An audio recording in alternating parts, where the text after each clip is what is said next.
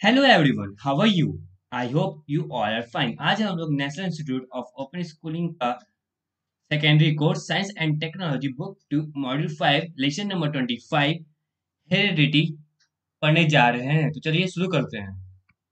Hello, dear students. I hope you all will be fine. Today, I will teach you chapter 25, and chapter name is Heredity. So, let's start our chapter. Why does a human baby look like a human being and also resemble closely or distantly the parents, our grandparents, or even cousins or uncle aunt? Why is a kitten like a miniature cat to look at?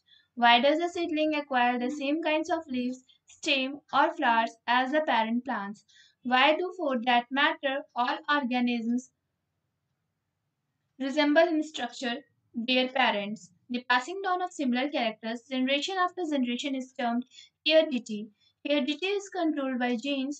Differences in gene combinations lead to variations or differences even among members of the same family. The science of heredity and variation is termed genetics.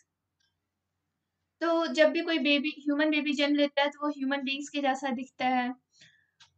उसका कुछ ना कुछ जो उसके शरीर से जो body से जैसे आईज हो गया, नोज हो गया, ईयर्स हो गया, वो अपने फैमिली मेंबर्स में से किसी ना किसी से मैच करता हो।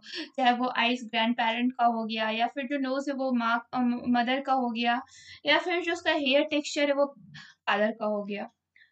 जो बिल्ली का बच्चा है वो बिल्ली जैसा ही क्यों दिखता है? एक जो बीज से हम लोग सेम स्पीसीज का जब बीज लेते हैं तो उससे जो उसमें लीव्स या स्टेम्स या फ्लावर्स जो आते हैं वो पेरेंट प्लांट्स के जैसे क्यों आते हैं? जितने भी जो लिविंग ऑर्गेनिज्म है उनका जो स्ट्रक्चर होता है वो पेरेंट से क्यों मिलता जुलता है? तो जो भी कैरेक्टर्स है अपने पेरेंट्स से जो जनरेशन आफ्टर जनरेशन पास होता है कैरेक्टर्स, उसे हेरेडिटी बोला जाता है। हेरेडिटी जीन्स के द्वारा कंट्रोल होता है और जो कि जीन कॉम्बिनेशन में जो भी डिफरेंसेस आता है उसे वेरिएशंस बोला जाता है। ठीक है, और ये सेम फैमिली में आप जनरेशन टू जनरेशन होते जाता है।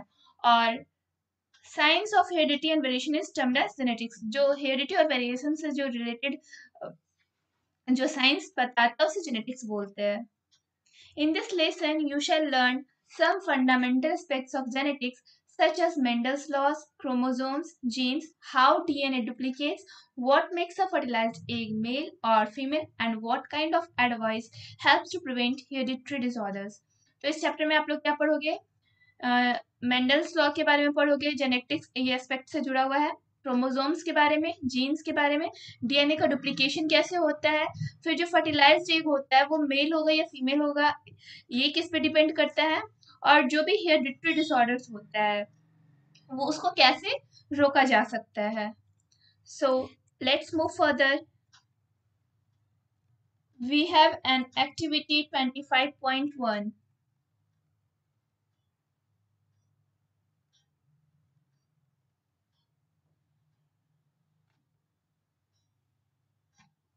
Sorry, we have another topic, heredity and variation. Heredity, हम लोग यहाँ पे हेरिडिटी देखेंगे कि होता क्या है। The passing down of characters from parents to offspring is termed heredity. Heredity is controlled by genes.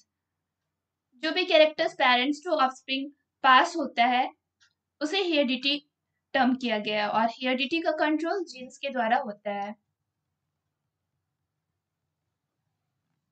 Variation. Look around and you shall find so many differences even between individuals of the same kind.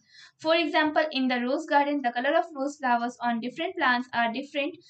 Puppies of the same mother dog are different in their coat color. Coat color means color of their hair or fur. All such individual differences are termed variations. Variations are due to genes or environment. Now perform the following activity to find variation in the year lobes of human beings. तो आप लोग अपने चारों ओर देखोगे तो आप लोग को इंडिविजुअल्स में अलग अलग डिफरेंसेस देखने को मिलेंगे। जैसे कि एग्जांपल में कि आप रोज गार्डन में जाओगे तो जो रोज का कलर होता है वो डिफरेंट प्लांट्स पे डिफरेंट कलर के होते हैं। जो एक डॉग है उसके जो पपीज होते हैं उनके भी वो सेम माँ से बर्थ करते हैं, लेकिन उनके जो कलर का कोट कलर है वो भी अलग होता है। और ये जितने भी डिफरेंसेस है उसे वेरिएशंस बोला जाता है। और वेरिएशंस क्यों होता है? जीन्स या इन्वायरमेंट के कारण। नीचे एक एक्टिविटी दिया गया है एक्टिविटी 25.1, इसमें हम लोग को इसको परफॉर्म करके देखेंगे कि जो ईयर लोब्स होता है ह्यूमन बींग्स का वो वेरीज कैसे होता है, वो अलग कैसे होता है. Take your earlobes and those of your friends and family members.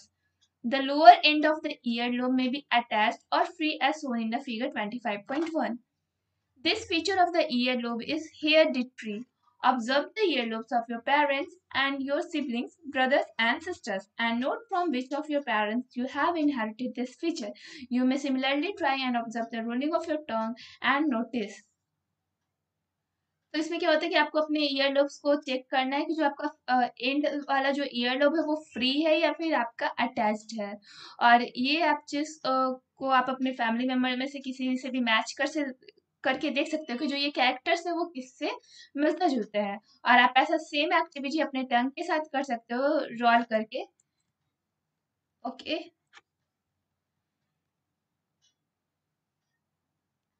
Who all in your family can roll their tongue. Similarly, you may note who all in your family can curve the tip of the thumb backwards and who all cannot. For this ability is also hereditary. Note any two other features such as color of the eyes or the shape of the nose or any other feature among your friends. Differences that you note are tongue variations. तो आप लोग ये notice करो कि जो आपके family members में से कौन टंग्स को अपने रोल कर सकते हैं, या फिर आप ये भी नोट कर सकते हो कि जो आपके फैमिली मेंबर्स हैं उनका जो थंब है वो बैकवर्ड की तरफ कर्व हो रहा है या कर्व शेप में नहीं हो रहा है, और कौन ऐसा कर सकता है और कौन नहीं कर सकता है. ये जो सारे जो एबिलिटी है वो हेरेडिटरी से आते हैं. और आप अदर फीचर्स को भी अपने फैमिली मेंबर्स या फ्रेंड्स से मैच कर सकते हो, जैसे कि आपके शेप, नोज के शेप को, आइज के कलर्स को, और ये जितने भी टर्म है वो वेरिएशन से रिलेटेड है. You may perform other activities to find out about the occurrence of variation for yourselves. For example, the variation with respect to the ability to rolling the tongue or having the hitch hiker's thumb. तो आप अपने से भी ये activity कर सकते हो कि आप कैसे वेरीज हो अपने पेरेंट्स से या फिर फ्रेंड से. आप अपने टंग को रोल करके देख सकते हो, आप अपने थंब को बैकवर्ड डायरेक्शन में देख सकते हो कि वो कर्व शेप में जा रहा है या नहीं. यहाँ पे आपको दिया हुआ है फिगर 25.2, जिसमें ए नंबर में रोलिंग टंग दिखा रहा है और बी नंबर में हिचहाइकर्स थंब दिखाया जा रहा है. Contribution of Gregor John Mendel, the founder of genetics. तो हम लोग अभी ग्रेगर जॉन मेंडल के बारे में पढ़ेंगे, इनके कॉन्ट्रीब्यूशंस के बारे में कि उन्होंने क्या कॉन्ट्रीब्यूट किया था जेनेटिक्स में, और इन्हें फाउंडर ऑफ जेनेटिक्स भी बोला जाता है. ठीक है. The question about hereditary intrigued many scientists of yesteryears. Gregor John Mendel, 1822 to 1884, an Austrian monk, took the laborious task of finding the answers. He selected some pea plants, grew them year after year, compiled a lot of data, analyzed and postulated certain laws of inheritance for the first time. His remarkable work, however, got recognized years after his death when Karl Skarmark and Hugo de Vries came to same conclusions as Mendel did after independently carrying out experiments in their own countries.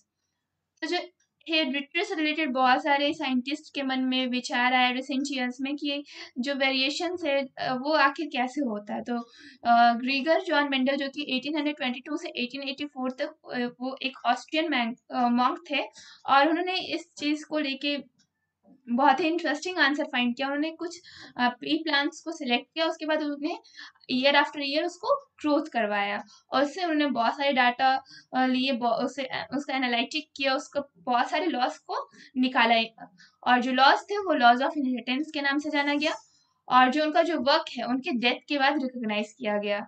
कुछ scientist है स्कर्मार्क, हगो D rice, और उन्होंने जैसे Mendel ने किया था उन्होंने भी सेम तरीके से अपना काम किया, और उन्होंने भी कंक्लूजन निकाला कि जो मेंडल्स का एक्सपेरिमेंट था वो हेरिडिटरी को लेकर वो सही था. तो यहाँ पे हम लोग मेंडल्स लॉ ऑफ इनहेरिटेंस देखेंगे कि जो मेंडल्स का लॉ ऑफ इनहेरिटेंस क्या था. Mendel's law said that every feature or character. For example, color of flowers, height of plant, color and texture of seed, color and texture of pods, and location of flower on the plant is controlled by a pair of factors. During the formation of gametes, one factor goes to one gamete and its pair to another gamete. Thus, the two factors of a pair segregate or separate during same formation. Upon fertilization, the combination of factors expresses the feature first law. तो हम लोग यहाँ पे देखेंगे कि उन्होंने कैसा law बताया था इनहेरिटेंस को लेके। तो उन्होंने बताया था क्या कि जितने भी फीचर्स होते हैं या कैरेक्टर्स होते हैं, जैसे कि प्लांट्स में जो फ्लावर्स के कलर होते हैं, प्लांट के हाइट होते हैं, या फिर जो सीड के टेक्सचर्स होते हैं, जो उनका लोकेशन होता है फ्लावर का प्लांट पे, वो किसके द्वारा कंट्रोल किया जाता था? पेयर ऑफ फैक्टर्स के द्वारा। और गैमेट्स के फॉर्मेशन के दौरान क्या होता था कि जो वन फैक्टर था, जिसमें वन गैमेट्स क्या करता था? दूसरे के साथ पेयर करता था, ठीक है। Thus, two factors of a pair segregate or separate during gamete formation. और जब गैमेट का फॉर्मेशन होता था तो जो दो फैक्टर्स था पेयर का, वो दोनों एक दूसरे से बिल्कुल अलग होता था। और upon fertilisation the combination of factors expresses the feature. और जब फर्टिलाइजेशन हो जाता था उसके बाद जो फैक्टर्स का जो कॉम्बिनेशन था वो फीचर्स को एक्सप्रेस करता था। और ये है हमारा मेंडल्स लॉ का first law. The second one is, out of the two factors controlling a certain feature, the dominant one may express in spite of the presence of the other. The other factor expresses only in the absence of the dominant factors and is termed recessive. ये था second law. तो इसमें क्या था कि जो भी दो फैक्टर्स, पहले तो ये पता था कि दो फैक्टर्स प्रेजेंट होता था, तो जो डोमिनेंट वाला होता था वो अपना प्रेजेंस एक्सप्रेस करता था, और जबकि जो दूसरा था वो तभी अपना प्रेजेंस एक्सप्रेस कर पाता जो डोमिनेंट फैक्टर है वो जब एब्सेंट हो, और इस चीज को रिसेसिव बोला गया, और ये है second law. For example, factor for tallness in the pea plant always expressed in the offspring, but dwarfness expresses only factor for tallness is not present. इसके लिए हम इसको एग्जांपल से समझ सकते हैं, जैसे कि कोई पी प्लांट है, अगर वो टॉल हो रहा है, इट मीन्स उसमें डोमिनेंट फीचर है टॉलनेस वाला। अगर वही जो डोमिनेंट फीचर है टॉलनेस वाला अगर वो एब्सेंट हो तो वो जो प्लांट है वो ड्वार्फनेस यानी कि वो छोटा होगा। और ये तभी मुमकिन है जो कि जब जो फैक्टर है टॉलनेस वाला वो उस प्लांट में प्रेजेंट ना हो। Mendel also postulated two other laws called law of parental equivalence and law of independent assortment. They are not elaborated here. Mendel ने दो लॉ और postulate किया था, पहला लॉ ऑफ पेरेंटल इक्विवेलेंस और दूसरा लॉ ऑफ इंडिपेंडेंट असॉर्टमेंट, जो कि यहाँ पे नहीं बताया गया है आपको, ठीक है। The first law defined here is universal. Scientists later observed deviations from the other Mendelian laws. तो जो उनका फर्स्ट लॉ था वो यूनिवर्सल है, और जितने बहुत सारे साइंटिस्ट हैं उन्होंने ये ऑब्जर्वेशन मेंडेलियन लॉ से किया है। Suter in 1902, working with grasshopper chromosomes, confirmed that Mendelian factors were present in chromosomes. Still later, the term gene replaced the term factor. In other words, genes are present on chromosomes. जो एक sweater नाम के scientist है, उन्होंने 1902 में वो grasshopper के ऊपर वर्क कर रहे थे, तो उन्होंने कंफर्म किया जो मेंडेलियन जो फैक्टर्स था वो क्रोमोसोम में प्रेजेंट होता है। और फिर जो टर्म फैक्टर है उसको रिप्लेस कर दिया किसने? जीन ने। और जो जीन को अदर बोल सकते हैं, जो जीन है वो कहाँ प्रेजेंट होता है? क्रोमोसोम्स के ऊपर। Here is the index question 25.1 and please try to solve it. Chromosomes and genes. Now we have new topic, that is chromosomes and genes. Genes are responsible for heredity. They are present on chromosomes at fixed points. तो genes होते हैं वो heredity के लिए responsible होते हैं और वो chromosomes के ऊपर fixed point में present होते हैं। Chromosome. The nucleus of every cell except RBC of mammals contains a fixed number of chromosomes. In all the cells of eukaryotes, chromosomes show the following typical characteristics. तो जो जितने भी cell होते हैं उसमें फिक्स नंबर ऑफ क्रोमोसोम्स होते हैं, सिर्फ आरबीसी मैमल्स के आरबीसी को छोड़ के, ठीक है। और जितने भी यूकैरियोट्स या क्रोमोसोम्स है वो फॉलोइंग कैरेक्टरिस्टिक को शो करता है। हम लोग कैरेक्टरिस्टिक्स देखते हैं कि क्या है। Here is the characteristics. They are present in pairs. One from the father and the other from the mother. तो जो क्रोमोसोम्स होते हैं वो पेयर्स में प्रेजेंट होते हैं, एक फादर से होता है और दूसरा मदर से होता है। They can be seen only during cell division. In a non-dividing cells, they appear in the nucleus as a jumbled up network termed chromatin. तो हम लोग जो पेयर ऑफ क्रोमोसोम होता है वो कब देख सकते हैं? सिर्फ सेल डिवीजन के टाइम में ही देख सकते हैं। अगर जो नॉन डिवाइडिंग सेल है वो उसमें कब कैसा दिखता है? क्रोमैटिन स्ट्रक्चर में दिखता है, जो कि एक थ्रेड लाइक स्ट्रक्चर है। The paired chromosomes are present in a fixed number. A fixed state of chromosomes is termed a diploid number and designated as 2n. जो पेयर क्रोमोसोम होता है वो फिक्स नंबर पे प्रेजेंट होता है और जो फिक्स सेट ऑफ क्रोमोसोम है उसको डाइप्लॉइड बोला जाता है और इसको डेजिग्नेट किया जाता है 2n से। Each chromosome is made of one molecule of the chemical called DNA or deoxyribonucleic acid and some proteins. तो जितने भी क्रोमोसोम होते हैं वो डीएनए के मॉलिक्यूल से बने होते हैं, जैसे डीऑक्सीराइबोन्यूक्लिक एसिड भी बोला जाता है, और कुछ प्रोटीन से बने हुए होते हैं। Before cell division the DNA molecule of a chromosome replicates को डुप्लीकेट्स भी बोलते हैं to give two molecules of DNA which are called chromatids. तो जो सेल डिवीजन से पहले जो डीएनए मॉलिक्यूल्स होता है क्रोमोसोम्स का वो खुद का डुप्लीकेशन करता है, दो मॉलिक्यूल्स ऑफ डीएनए बनाता है, उसे क्रोमैटिड्स बोला जाता है। ठीक है। The two chromatids of a chromosome remain attached at a point called centromere and separate to form two chromosomes during cell division. तो जो दोनों chromatids होते हैं क्रोमोसोम्स के वो अटैच रहते हैं सेंट्रोमियर के पॉइंट से और सेपरेट होते हैं सेल डिवीजन के टाइम में। In the bacteria, only one chromosome, that is only one molecule of DNA is present, and since there is no well-formed nucleus, the single chromosome lies in the cytoplasm in the region termed nucleate. Here is the figure 25.3a. This shows bacterial chromosome and 25.3b which shows eukaryotic chromosome.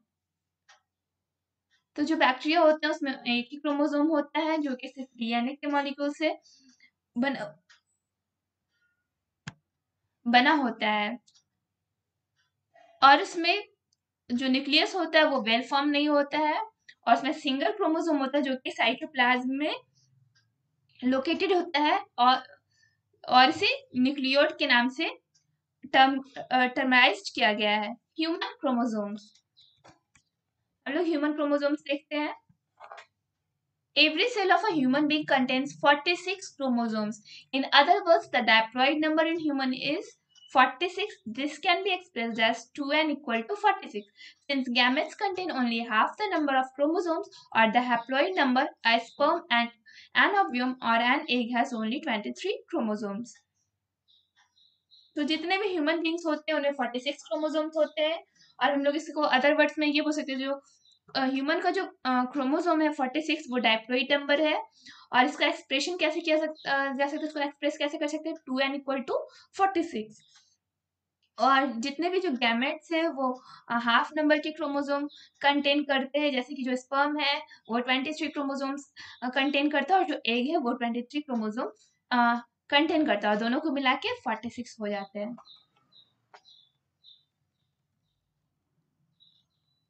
Here is the figure 25.4 which shows human chromosomes. यहाँ पे human chromosomes दिया हुआ है, ये male का human chromosome है and this is the female human chromosome. Every species has a fix number of chromosomes, जितने भी स्पेसिस होते हैं उनके अंदर जो क्रोमोसोम्स होता है वो फिक्स नंबर में होता है। Each chromosome seen in the figure 25.4 possesses two identical chromatids joined by the centromere. The chromatids become independent chromosomes when they acquire a centromere at anaphase of cell division and ultimately move to different cells. तो यहाँ पे आपको chromosomes का जो figure है वो अच्छे से दिखाया जा रहा है और वो दो जो क्रोमोसोम है वो सेंट्रोमियर से अटैच्ड है और वो सेल डिवीजन के टाइम में ही डिवाइड होते हैं, अलग होते हैं, डी अटैच होते हैं।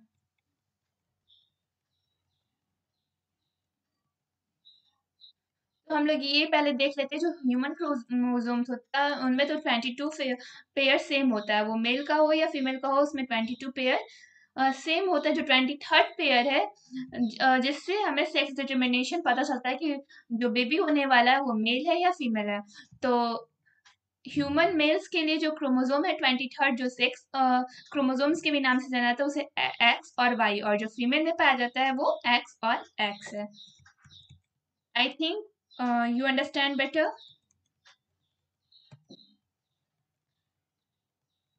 The chromosomes may be photographed from dividing cells at metaphase stage of mitosis and they displayed in pairs as in figure 25.5.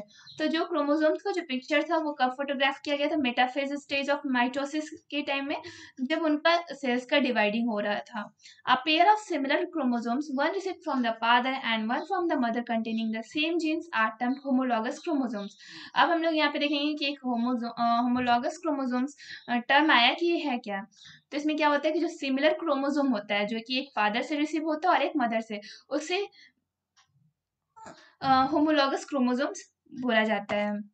Out of the 23rd pairs of chromosomes, 22 pairs are termed autosomes, and the 23rd pair X and X in females and X and Y in males are called sex chromosomes. तो total 23 pairs of chromosomes humans में पाया जाता है, जिसमें जो 22 pairs है उसे autosomes बोला जाता है और जो 23rd पेयर है उसे सेक्स क्रोमोसोम्स बोला जाता है. और एक्स एक्स जो क्रोमोसोम होता है वो फीमेल्स में पाया जाता है और जो एक्स वाई क्रोमोसोम्स होता है वो मेल्स में पाया जाता है.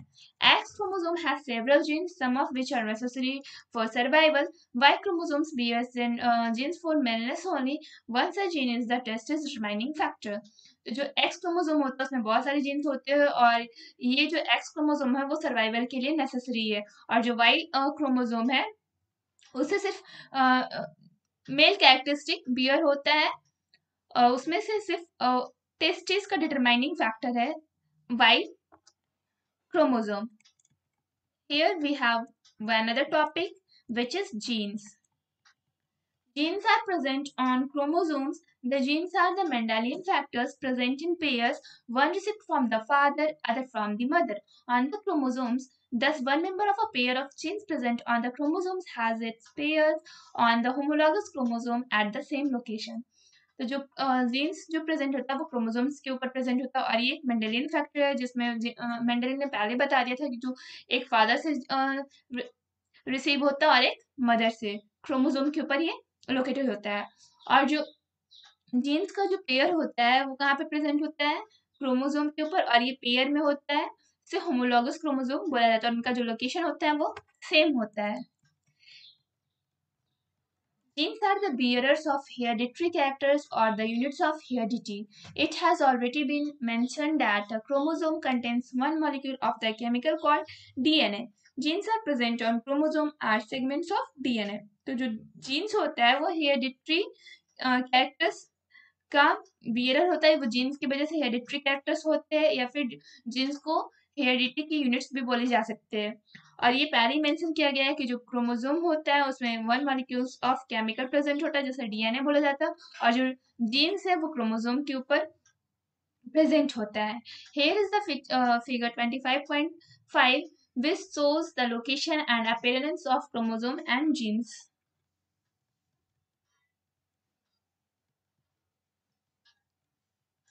Since every individual being begins life as a single cell, the DNA contained in all the cells of an individual is identical.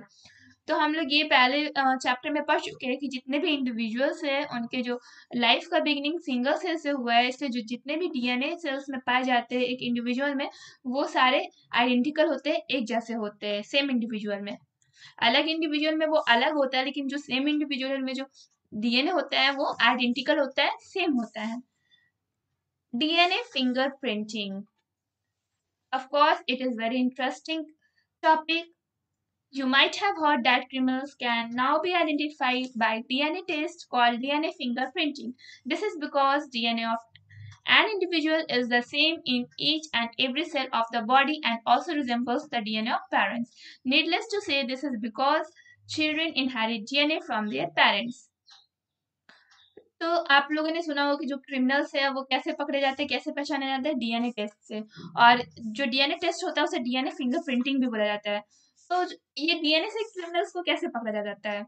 तो जो उनमें जो सेल पाया जाता है, जो ऐसे तो पता है कि जितने भी लिविंग ऑर्गेनिज्म होते हैं उनमें सेल पाया जाता है और सेल में डीएनए पाया जाता है जो कि आइडेंटिकल होता है और पेरेंट्स से भी मैच करता हुआ रहता है डीएनए.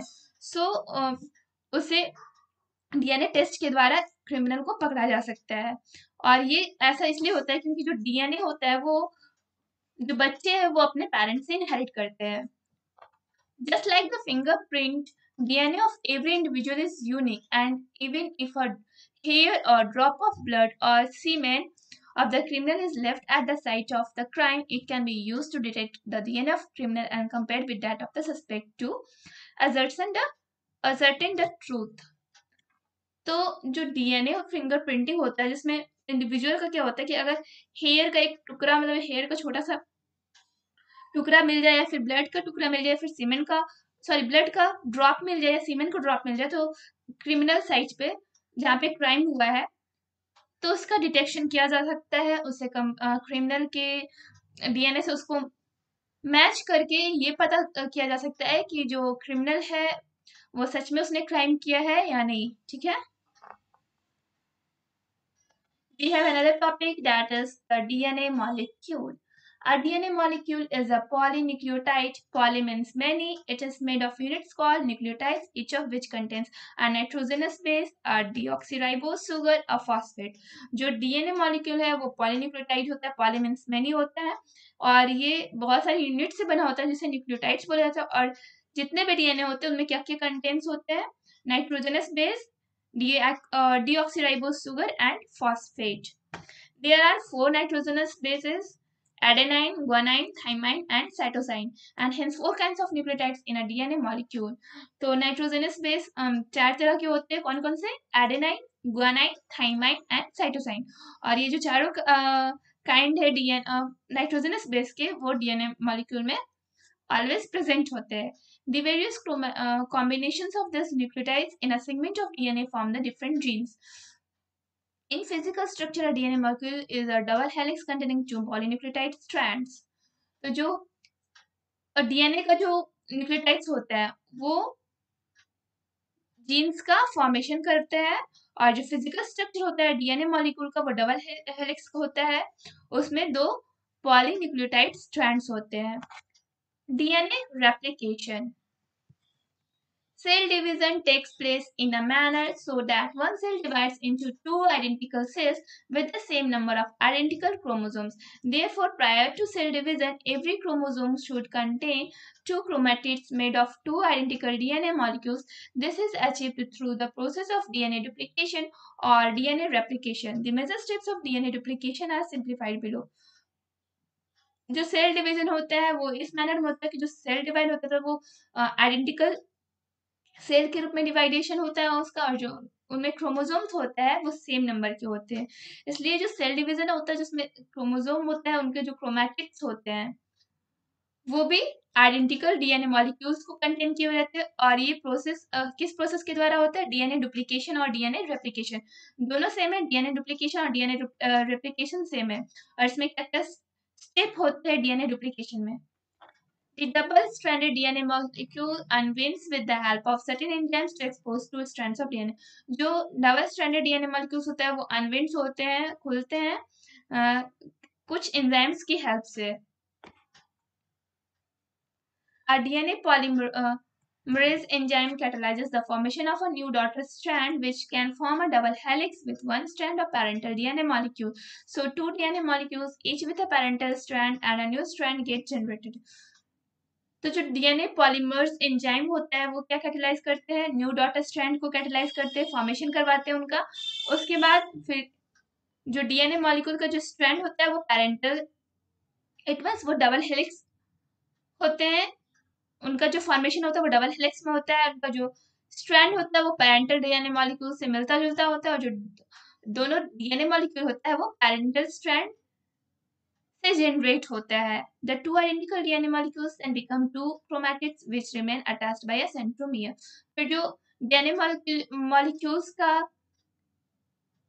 फॉर्मेशन होता है वो अटैच रहते हैं क्रोमैटिड से with the help of centromere Thus, upon DNA replication, each chromosome contains two identical molecules of DNA housed in its two chromatids. During cell division, the two chromatids separate out as two chromosomes, one each passing into the two daughter cells.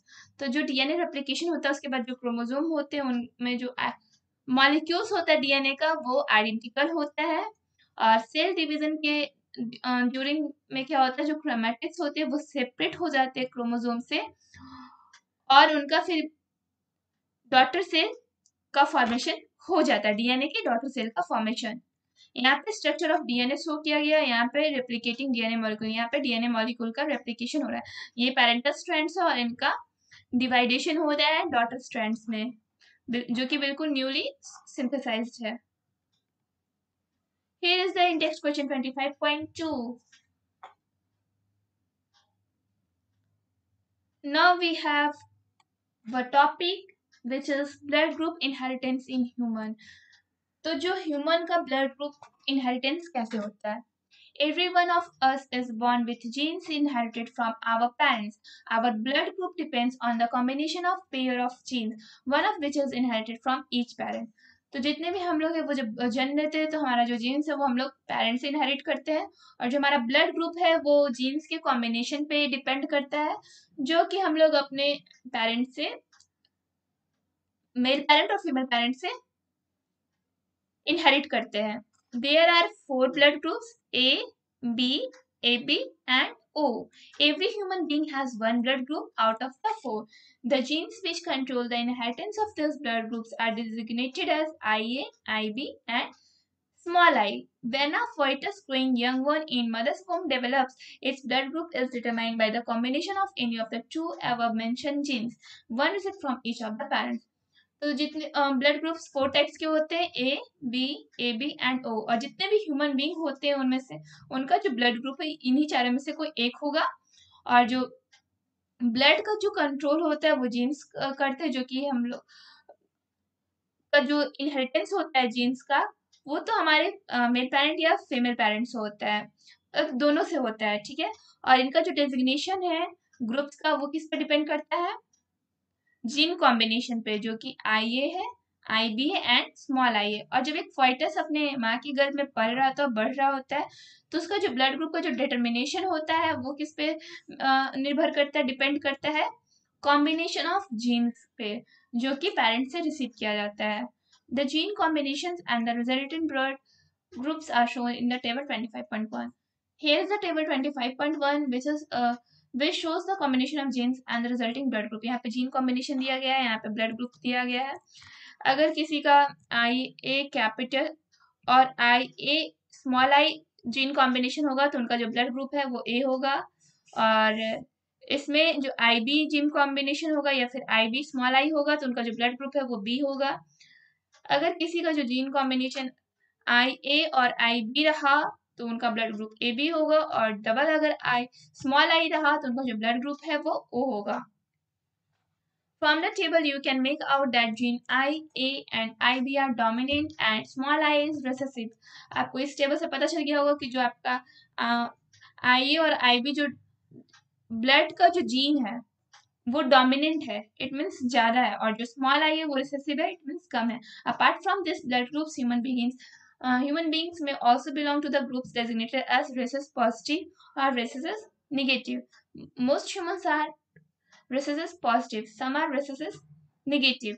The rhesus positive gene is dominant over rhesus minus. और जो ये blood group तो हो गया, अब इनमें कुछ जो ह्यूमन बींग्स होता है जो इनका ब्लड ग्रुप होता है वो पॉजिटिव में होता है और किन्हीं का निगेटिव में होता है। जो पॉजिटिव में होता है उसे रिसेसिस पॉजिटिव बोला जाता है, और जो निगेटिव में होता है उसे रिसेसिस निगेटिव बोला जाता है। और जो रिसेसिस पॉजिटिव जीन होता है वो डोमिनेंट होता है, और जो रिसेसिस निगेटिव जीन होता है वो क्या होता है? जो निगेटिव होता है वो रिसेसिव होता है, और जो पॉजिटिव होता है वो डोमिनेंट होता है। Why should you know your blood group? अब यहाँ पे दिया गया कि आपको अपना ब्लड ग्रुप क्यों जानना चाहिए। In case of any emergency such as an accident or a disease condition, blood transfusion may be required. Only a matching blood group of the blood donor can be transfused. A person with blood group A can donate blood to patient with blood group A and AB. AB can receive blood from any of the 4 blood groups. O can receive blood only from O but donate blood to all 4 blood groups.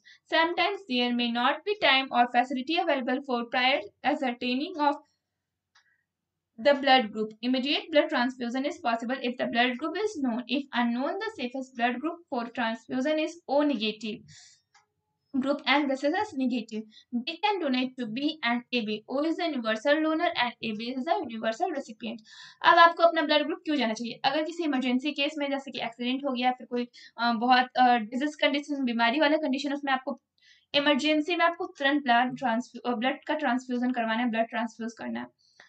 तो जब आपका जो matching blood group है तभी आपको blood का donation हो सकता है, आपको ब्लड ट्रांसफ्यूज करवाया जा सकता है। जो पर्सन जिसका ब्लड ग्रुप ए है वो सिर्फ पर्सन को दे सकता है ब्लड ग्रुप, ब्लड अपना दे सकता है जिनका ब्लड ग्रुप ए हो या फिर ए बी हो, और जो ए बी है वो किसी भी ब्लड ग्रुप वाले से अपना ब्लड ले सकते हैं। चारों ब्लड ग्रुप में से किसी से भी उसको चढ़ा दिया जा सकता है ब्लड। और जो ओ है वो सिर्फ ओ को ही, ओ डोनर से ही अपना ब्लड रिसीव कर सकता है, लेकिन जो डोनेट है वो किसी भी ब्लड ग्रुप वाले पर्सन को कर सकता है अपना ब्लड, ठीक है, डोनेशन वो कर सकता है। और कभी कभी ऐसे क्या होता है कि इमरजेंसी में कोई फैसिलिटी अवेलेबल नहीं होता जिससे आपका ब्लड के बारे में चेक हो सके, तो जब इमीडिएट ब्लड ट्रांसफ्यूजन करवाना पड़ता है, जरूरी हो जाता है ऐसे किसी केस में, तो सिर्फ ब्लड ग्रुप जिसका ओ होगा वही सेफ होगा कि आपको ब्लड ग्रुप चाहा जा सके। और जो सेफेस्ट ब्लड ग्रुप है वो ओ नेगेटिव है, और जो बी वाले जो ब्लड ग्रुप है वो सिर्फ बी या फिर ए बी को डोनेट कर सकता है। और जो ओ ब्लड ग्रुप है वो यूनिवर्सल डोनर है, वो किसी भी ब्लड ग्रुप के पर्सन को ब्लड दे सकता है। और जो ए बी है वो यूनिवर्सल रेसिपिएंट है, यानी कि वो किसी भी ब्लड ग्रुप वाले पर्सन से अपना ब्लड रिसीव कर सकता है। The entire human race can be divided into 4 groups on the basis of blood groups. Do you think further distinctions made by human beings on the basis of caste, creed, and gender are justified? तो जितने भी human race मतलब human की जो जातियां हैं, ठीक है, उनको सिर्फ हम लोग क्या 4 ग्रुप में ही डिवाइड कर सकते हैं on the basis of blood group. जो उनका ब्लड ग्रुप है उनके ऊपर ही हम लोग उनको डिवाइड कर सकते हैं। लेकिन क्या आप जानते हो, मतलब कि आप सोचे हो कभी ऐसा कि जितने भी हम लोग ह्यूमंस को, चाहे वो कास्ट हो या फिर उनके जो क्रीड या फिर जेंडर या फिर उनके कलर या फिर उनके बर्थ ऑफ प्लेस, उनका डिटर्मिनेशन करते हैं, उनको उनके साथ भेदभाव किया जाता है, क्या वो सही है? ये आपके सोचने के लिए है यहाँ पे।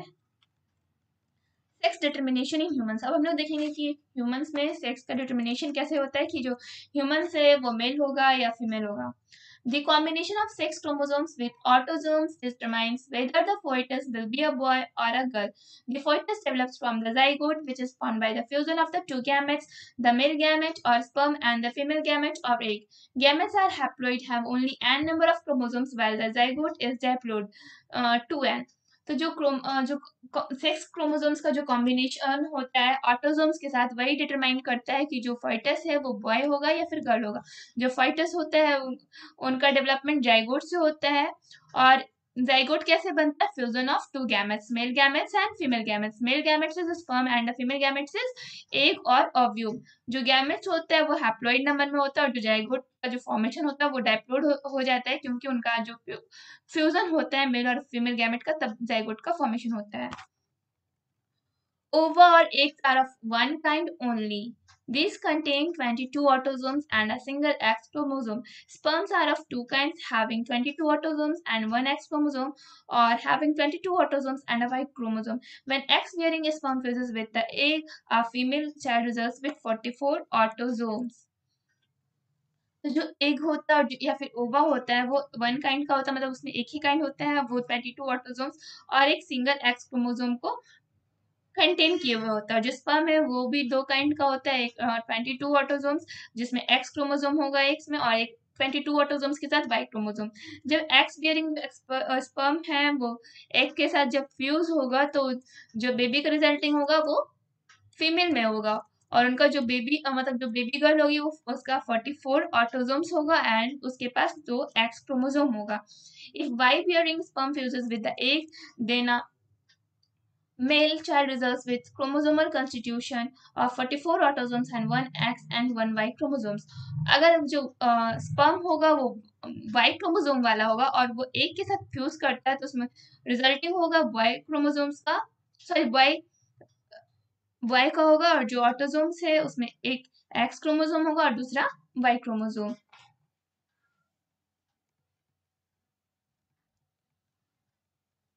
The prenatal diagnostic techniques, regulation and prevention of misuse. Act 1994 was enacted and brought into operation from 1st January 1996 in order to check female foeticide. The act prohibits determination and disclosure of the sex of the fetus. It also prohibits any advertisements relating to prenatal determination of sex, prescribes punishment for its contravention. The person who contravenes the provision of this act is punishable with imprisonment and fine. तो एक यहाँ पे techniques था, prenatal diagnostic techniques, जिसमें पहले पता करवा दिया था मदर मदर के वॉर्म में कि वो जो बेबी है मदर के वॉर्म में वो फीमेल है या मेल है। तो इसका जो regulation and prevention of misuse, मतलब इसका प्रिवेंशन, इसके ऊपर रोक लगा दिया गया इस एक्ट के ऊपर। 1994 में इसके ऊपर एक एक्ट लगाया गया था 1 जनवरी 1996। एक्ट का नाम है 1994 और ये लागू कब से हुआ था? 1 जनवरी 1996 में। इसमें अगर आप फीमेल फर्टिसाइड का जब पता करवाते हो तो आपको इसमें जेल भी हो सकता है और आपको फाइन भी लग सकता है और ये पनिशेबल है, इसमें पनिशमेंट मिलेगा। इसमें आपको प्री नेटल डिटर्मिनेशन बिल्कुल भी नहीं करवाना है कि जो बेबी है वो किस सेक्स का है, इवन वो बॉय है या फिर मेल है, सॉरी फीमेल है, मेल और female. Next question 25.3, hereditary disorders. You already know that genes control all features of an organism. Sometimes a gene may change or mutate either in the gamete or zygote. Mutated gene may not remain normal. तो आपको पता है कि जितने भी organism है उनका जो जीन कंट्रोल होता उनका जो फीचर्स है वो जीन के द्वारा कंट्रोल किया जाता है और कभी कभी जो जीन होता है वो म्यूटेड होता है गैमेट और ज़ाइगोट में, और जो म्यूटेटेड जीन होता है वो कभी कभी नॉर्मल नहीं रह पाता है. Also sometimes a defective gene present in the parent may not be expressed in the parent as a dominant normal member of its pair may mask the effect of the defective gene. But if the child inherits the defective gene from both the parents, the presence of the defective pair of genes has a harmful effect. Such a disorder is termed hereditary or genetic disorder.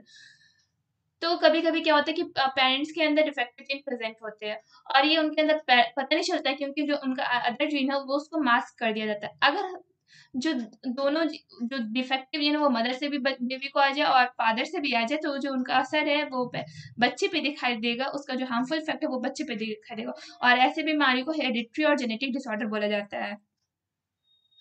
Here is the figure 25.9 which is showing hereditary or genetic disorders. Okay. There are several kinds of hereditary disorders, some of which may be caused due to presence of only one defective gene which is dominant, or sometimes by the presence of two defective recessive genes. As shown above, genetic disorders cannot be cured by medicine. Scientists are trying to discover methods by which a defective gene occurring in an individual may be removed or replaced by a normal gene. This is called gene replacement therapy. तो जो hereditary disorders होता है वो बहुत सारी तरीके के होते हैं, बहुत सारे प्रकार के होते हैं. उनमें से होते हैं क्योंकि जो उनमें डिफेक्टिव जीन प्रेजेंट होता है वो डोमिनेंट होता है, इसलिए वो ज़्यादा असर करता है. और किसी किसी में पता नहीं चलता क्योंकि वो रिसेसिव जीन होता है. जो डोमिनेंट होता है वो अपना असर दिखाता है, जो रिसेसिव होता है वो उसका असर नहीं दिखाई पड़ता. तो ऊपर में आपका जो फिगर है जेनेटिक डिसऑर्डर्स का उसमें दिखाया आपको जेनेटिक डिसऑर्डर दिखाया गया और जो साइंटिस्ट है वो अभी तक जेनेटिक डिसऑर्डर की दवाइयों के बारे में दवाइयों का इलाज दवाई ढूंढ रहे, इलाज ढूंढ रहे कि कैसे उसको ठीक किया जा सकता है. अभी तक ऐसा मतलब कि उतना इफेक्टिव वे नहीं मिला है. ठीक है, इसको जीन का जो हेरिडिटरी जो डिसऑर्डर है वो कैसे सही तरीके में ठीक किया जा सके.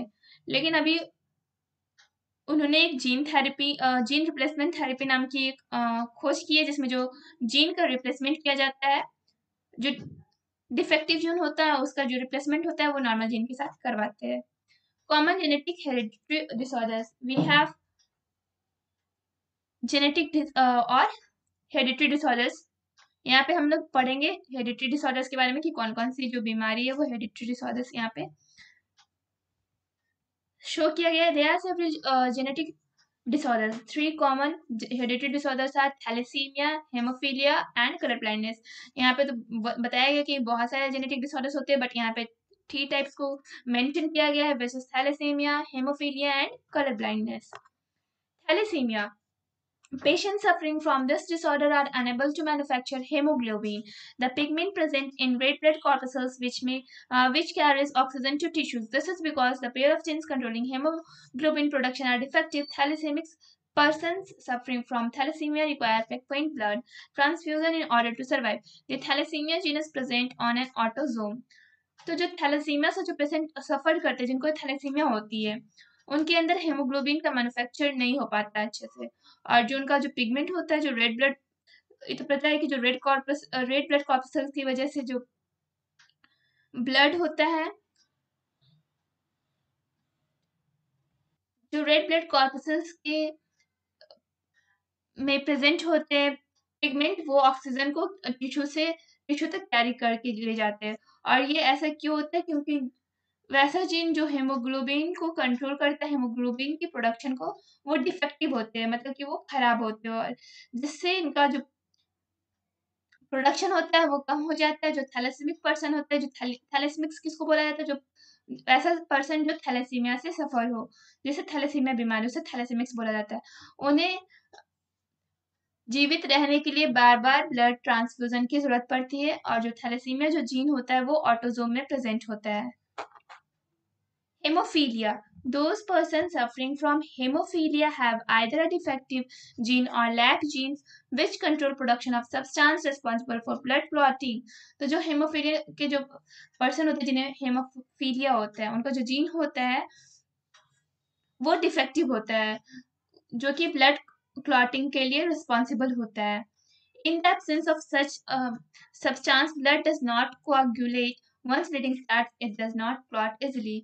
तो वैसे जीन के एब्सेंस में क्या होता है कि एक बार जो हेमोफिलिक पर्सन है, जिनको हेमोफीलिया हो गया, उनका जब एक बार ब्लीडिंग स्टार्ट होता है तो वो आसानी से रुकता नहीं है, क्लॉट नहीं होता है। ये बहुत ही ज्यादा डेंजरस डिजीज है। Colour blindness. Different kinds of color blindness have been detected, but in the most common form of the disorder, a person is unable to distinguish the blue color from green. Again, this is due to the presence of a defective gene or absence of the gene responsible for color vision. तो बहुत ही अलग अलग colour blindness का जो बीमारी है, जिन्हें ये डिजीज होता है, वो अलग अलग डिजीज होता है, मतलब कि इनमें बहुत सारे जो पर्सन है वो कलर को एक दूसरे से डिस्टिंग्विश करने में एबल नहीं होते हैं, और जो ज्यादातर जो पर्सन है वो ब्लू कलर को ग्रीन कलर से डिस्टिंग्विश नहीं कर पाते, यानी कि उनमें उनको ये नहीं पता चलता है कि जो ब्लू कलर है और जो ग्रीन कलर का डिस्टिंक्शन कैसा है, मतलब कि जो ब्लू कलर और उनको जो ग्रीन कलर है वो दोनों सेम दिखता है। ऐसा क्यों होता है? क्योंकि ये भी जीन के डिफेक्टिव के कारण होता है। जो जीन है जो कि कलर विजन के लिए रिस्पॉन्सिबल होता है, वो उनमें एब्सेंट होता है या फिर डिफेक्टिव होता है। एब्सेंट नहीं, डिफेक्टिव होता है। The genes for both hemophilia and color blindness are located on X chromosome, and hence the disorder is passed down from mother to the son because the boy received the X chromosome from the mother and Y chromosome from the father. In the mother with two X chromosomes, the defect does not show up. Also, in the daughter, the effect of defective gene on X chromosome inherited from mother may be masked by a normal gene on the X chromosome inherited from her father. Since X chromosomes bears the defective gene, the son suffers from the genetic disorders. As male has only one X chromosome and one Y chromosome, and so the defective gene does not get masked.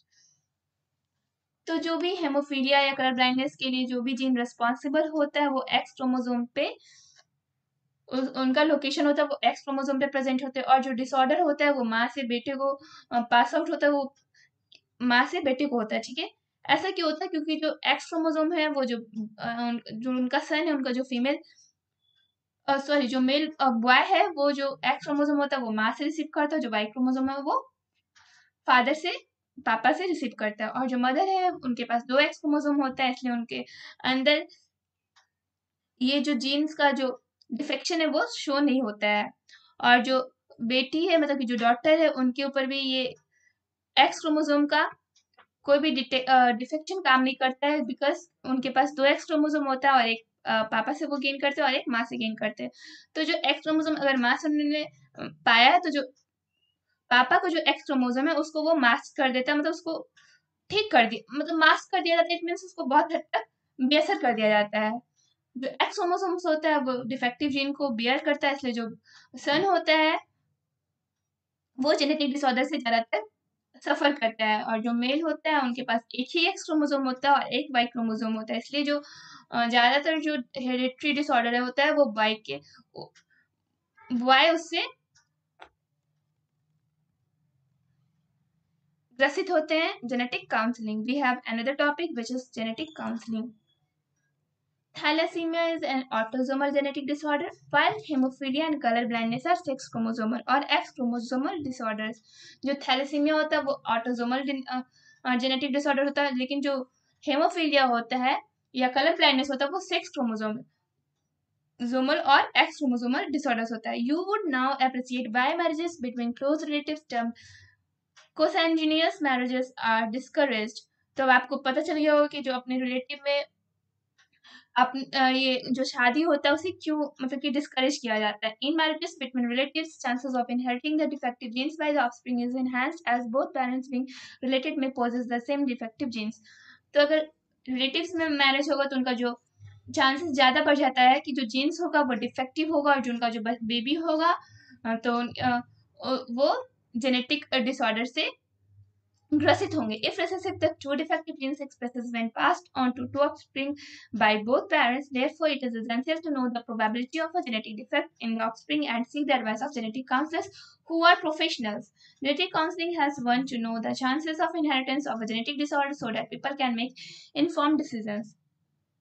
तो मतलब कि जो relatives में अगर marriages होते हैं तो उसमें से पहले कि जेनेटिक काउंसलर्स के पास जो कि प्रोफेशनल होते हैं उनके पास जाके मेडिकल एडवाइस लेना ज़रूरी होता है कि क्या जो उनका जो बेबी होने वाला हो तो उनके पर ये जो जीनेटिकल डिसऑर्डर्स का कोई असर होगा, इफेक्ट होगा या नहीं। और ये चीज़ का जो काउंसलिंग होता है वो हम लोग को जेनेटिक काउंसलर जो कि प्रोफेशनल होते हैं उनके पास जाके ही करवाना चाहिए। The human genome. You can well imagine that human beings are complex in structure, behavior and body functions. अब आपको पता चल गया होगा, आपने इतना तो इमेजिन कर लिया होगा कि जो ह्यूमन बींग्स होते हैं वो उनका जो स्ट्रक्चर होता है वो कॉम्प्लेक्स होता है, उनका जो बिहेवियर होता है या फिर बॉडी फंक्शन होता है वो सारे कॉम्प्लेक्स होते हैं। Thus many genes control the features that make a human being. In 2003, it became possible to identify many of these genes of humans, their location on the chromosomes, and the combination of nucleotides that constitute them. तो 2003 में क्या क्या ये possible हो पाया कि जो jeans का जो ह्यूमंस का जो जीन्स होता है उनका आइडेंटिफिकेशन पॉसिबल हो पाया, उनका जो लोकेशन है वो क्रोमोसोम्स पे होता है, ये पॉसिबल हो पाया। हम लोग कब ये सब सारे चीज जाने? 2003 में जाने। ठीक है। All the various genes together constitute the genome. जितने भी अलग अलग जो जीन्स होते हैं वो एक साथ कॉन्स्टिट्यूट होकर जीनोम बनाते हैं। Knowing the human genome can help in finding and devising therapies for many genetic defects. तो ह्यूमन जीनोम के जानने के बाद बहुत सारे थेरेपीज को डिवाइस किया गया है जो कि जेनेटिक डिफेक्ट्स को ठीक कर सके। This promises hope for people suffering from genetic disorders as a location of every gene of human genome is now known. तो ये जो जेनेटिक डिफेक्ट्स को ठीक करने के लिए जो थेरेपीज आया है वो उस चीज में मददगार हो सकता है जब कोई ह्यूमंस या कोई मेल जो है वो जेनेटिक डिसऑर्डर से सफर कर रहा हो तो उसे ये जो थेरेपी है शायद उससे राहत मिल सके। Genetic engineering. Genetic engineering is also called recombinant DNA technique.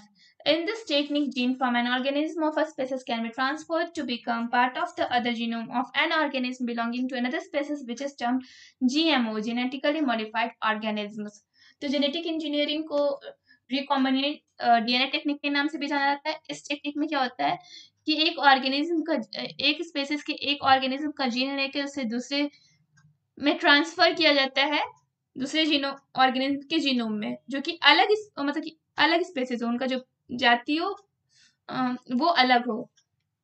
और इस चीज को जीएमओ के नाम से टर्मिनाइज किया गया है जिसका फुल फॉर्म है genetically modified organism. The transfer is possible through plasmids present in bacteria. ये जो ट्रांसफर है वो कैसे पॉसिबल है? प्लाज्मिड्स के थ्रू जो कि बैक्टीरिया में प्रेजेंट होते हैं। Plasmid is a circular DNA molecule found in the bacteria. और जो प्लाज्मिड है वो सर्कल डीएनए मॉलिक्यूल है जो कि बैक्टीरिया में पाए जाते हैं। It is not part of the bacterial chromosome और ये बैक्टीरियल क्रोमोसोम का पार्ट नहीं है। Transfer is also possible through viruses that attack bacteria and are called bacteriophage. और ये जो ट्रांसफर है वो वायरस से भी पॉसिबल है जो कि बैक्टीरिया पे अटैक करता है और इस अटैक को बैक्टीरियोफेज बोला जाता है। जो बैक्टीरिया पे अटैक होता है वायरस के थ्रू उसे बैक्टीरियोफेज बोला जाता है। These carry genes from a cell culture, bacterial cells grown in a culture dish and transfer into bacteria। और ये जो जीन्स क्या करते हैं, सेल कल्चर, जो बैक्टीरियल सेल्स होते हैं उनका कल्चर डिश में पहले ग्रो किया जाता है, फिर ट्रांसफर किया जाता है बैक्टीरिया में.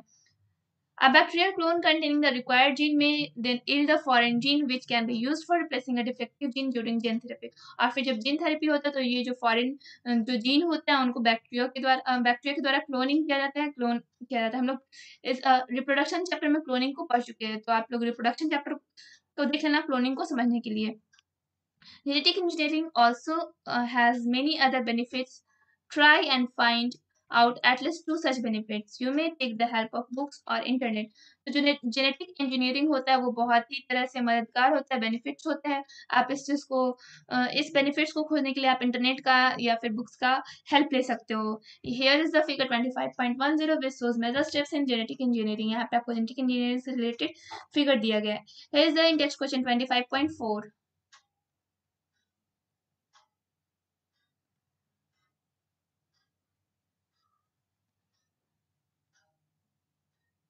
And here's the terminal exercises.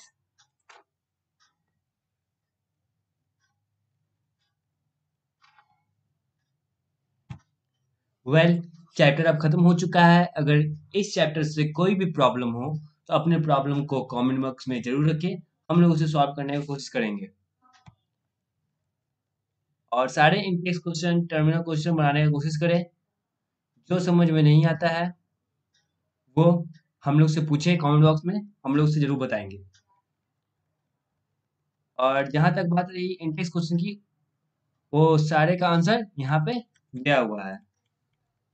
पहले खुद से बनाए, उसके बाद जो समझ में नहीं आता है तब फिर चेक कर रहे इंटेक्स क्वेश्चन के आंसर से.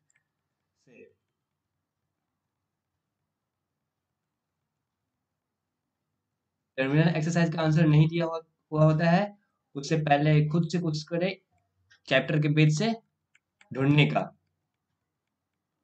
उसके बाद समझ में अगर नहीं आता है तो पूछे.